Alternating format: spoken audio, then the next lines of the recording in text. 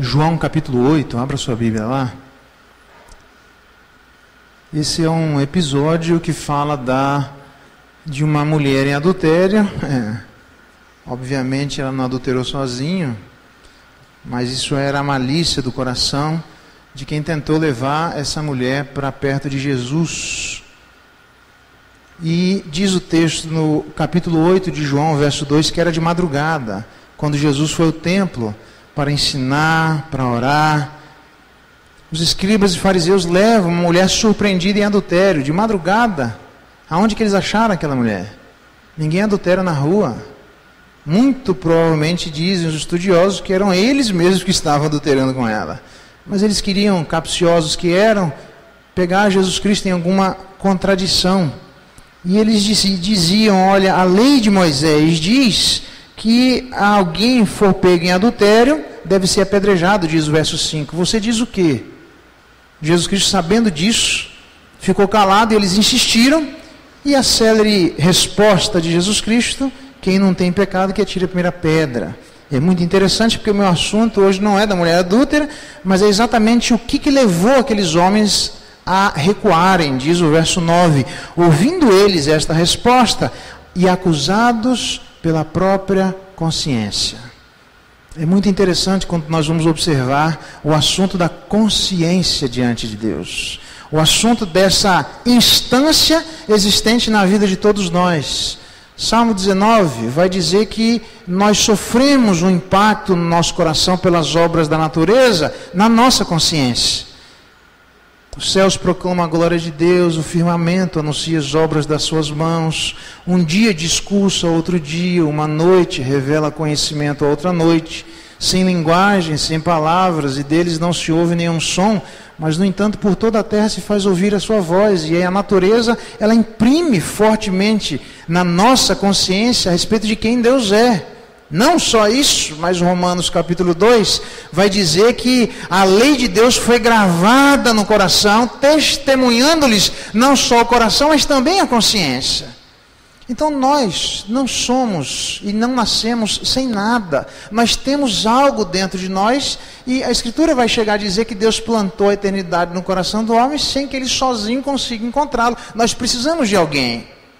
E a grande questão é por que o assunto da consciência ele é tão importante à vida de cada um de nós. Bom, a gente pode dar várias razões, eu vou dar só duas. Abra lá 1 Timóteo, capítulo 1. Primeira carta de Paulo a Timóteo, capítulo 1.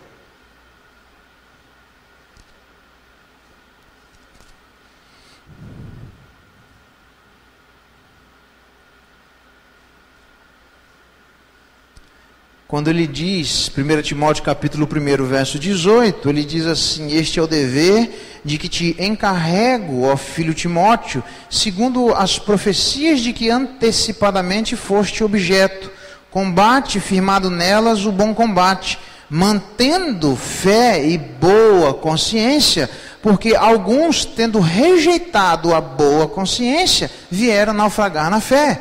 Então há uma íntima relação do estado de saúde da nossa consciência e o nosso estado de saúde da nossa fé diante de Deus.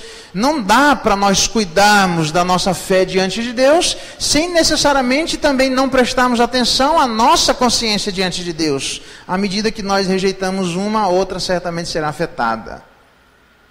Como se não bastasse, nós vimos domingo, você não precisa abrir não, mas você vai se lembrar, e quem não estava domingo, você pode apenas prestar atenção neste ponto, porque 1 Coríntios capítulo 8, verso 12, vai dizer que o determinado comportamento de algumas pessoas, como que bombardeava a consciência das pessoas mais fracas. Então, em alguma medida, as nossas atitudes ou aquilo que falamos pode fazer com que a nossa consciência seja literalmente bombardeada. Lucas capítulo 23, abra lá, verso 34, verso 48. Lucas capítulo 23, verso 48.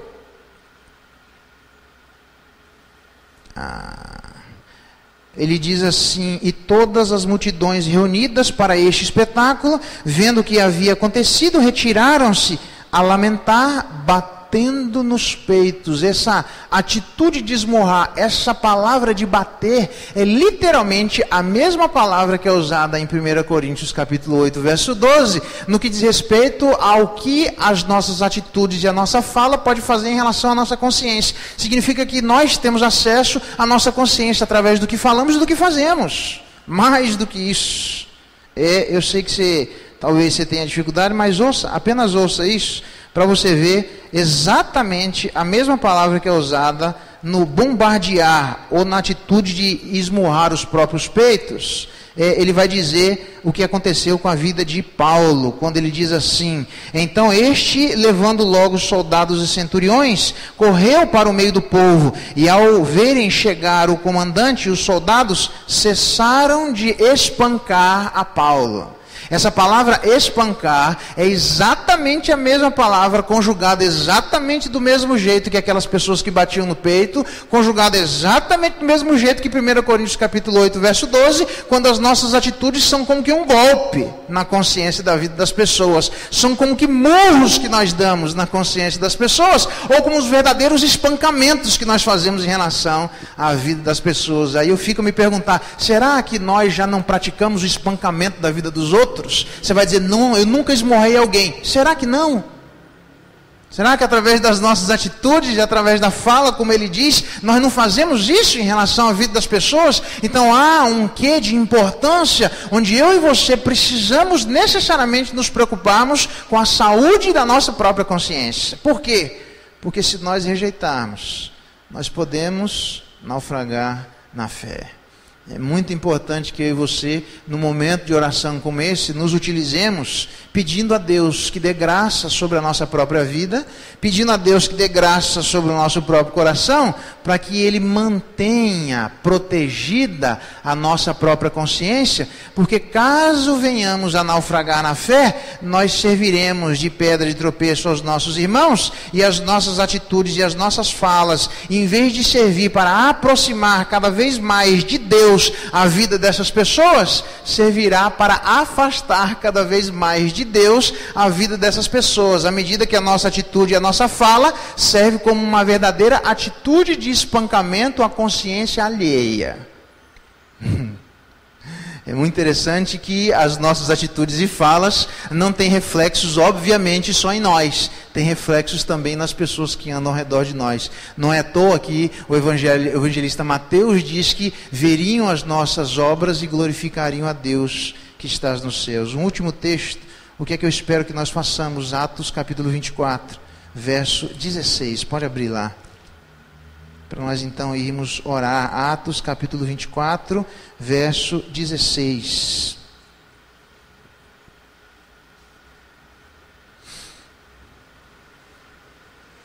Por isso também me esforço, diz Paulo, por ter sempre consciência pura diante de Deus e diante dos homens. Por isso eu me esforço, diz Paulo, para ter uma consciência pura diante de Deus e diante dos homens. Lembra quando eu estava falando de Gálatas, capítulo 6, verso 4, propondo uma tradução diferente, que é exatamente você não se comparar em relação ao seu irmão, porque sempre você vai ser generoso em relação a você mesmo? Essa é a ideia, graças a Deus, que Paulo diz que eu vou ter a minha consciência pura, não é só diante dos homens, mas é diante de Deus, porque se você compara a sua consciência e a sua vida em relação aos homens, você vai dizer, não, eu estou bem na fita, porque sempre nós somos generosos em relação a nós mesmos, mas quando nós comparamos isso diante de Deus, aí talvez a gente tem uma atitude de mais humildade, dizendo, Senhor, eu preciso ainda cuidar da minha boca, eu preciso cuidar da minha fala, eu preciso cuidar dos meus comportamentos, não é porque a igreja está mandando, não é porque essas coisas estão acontecendo, é porque o Senhor Jesus Cristo diz, é necessário que o escândalo venha, mas ai daquele por intermédio de quem o escândalo vier, porque melhor que fosse amarrar uma corda no pescoço e ser atirado no mar. Por quê? Porque vocês não podem fazer isso com um destes meus pequeninos que acreditam em mim. Brincar com a igreja de Deus é brincar com o próprio Deus. Então eu não quero estar na pele daquelas pessoas que ainda não se acertaram com Deus e atacam a igreja de Deus como se eles tivessem alguma vantagem. Mas deixem essas pessoas para resolverem as suas questões diante de Deus. Vamos até orar por isso. Mas nós precisamos cuidar do nosso coração, para que nós, especialmente nós, não sejamos pegos relapsos no cuidado da nossa própria consciência, à medida então que a nossa fala e a nossa atitude pode servir de um verdadeiro espancamento à consciência alheia. Pelo contrário, eu espero que diante de Deus, à medida que oramos, as nossas atitudes sirvam para ajudar a vida das pessoas com consciência mais fraca ou com consciência mais forte. Tanto faz, todo mundo sermos, como sacerdotes que somos, atraímos a vida dessas consciências para mais perto de Deus. A consciência é um assunto extremamente interessante e ela está aberta. E é porque está aberta que nós precisamos orar por ela. Então eu gostaria que nós aproveitássemos, dentre os diversos pedidos de oração que faremos, para utilizar este momento também dizendo: Deus, me dê graça para com a minha própria consciência.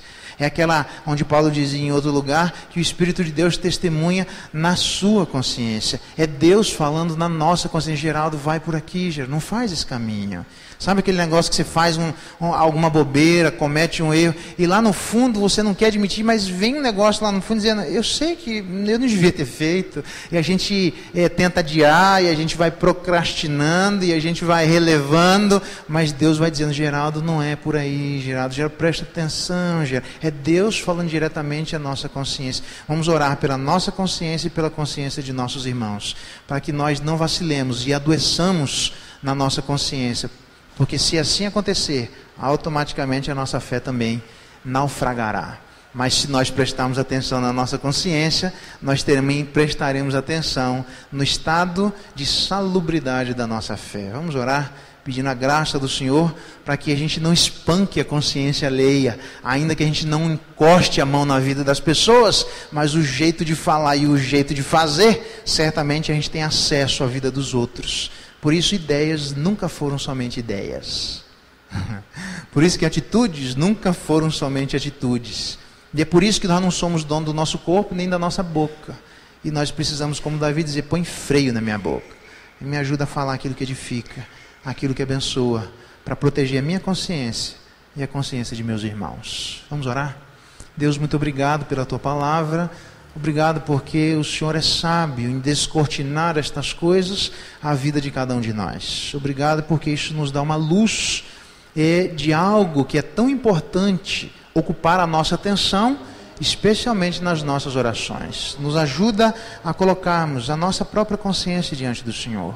Nos dê graça para que não venhamos a nos perder nela.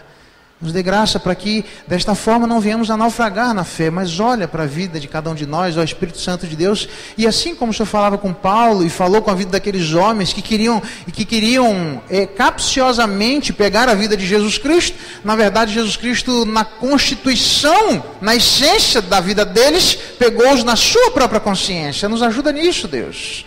Só o Senhor pode fazer isso, só o Senhor tem condições disso, mas nós temos acesso às consciências umas dos outros. Nos ajuda a entendermos a importância disso, a importância daquilo que falamos e deixamos de falar, a importância daquilo que fazemos e deixamos de fazer, porque isso pode proteger a nossa própria consciência, mas muito mais a consciência de nossos irmãos. Então nos ajuda a sermos uma igreja saudável, salubre, abençoada, que se preocupa com a sua fé, mas também que se preocupa com a sua consciência. É a nossa oração agradecido, Pai, em nome de Jesus. Amém.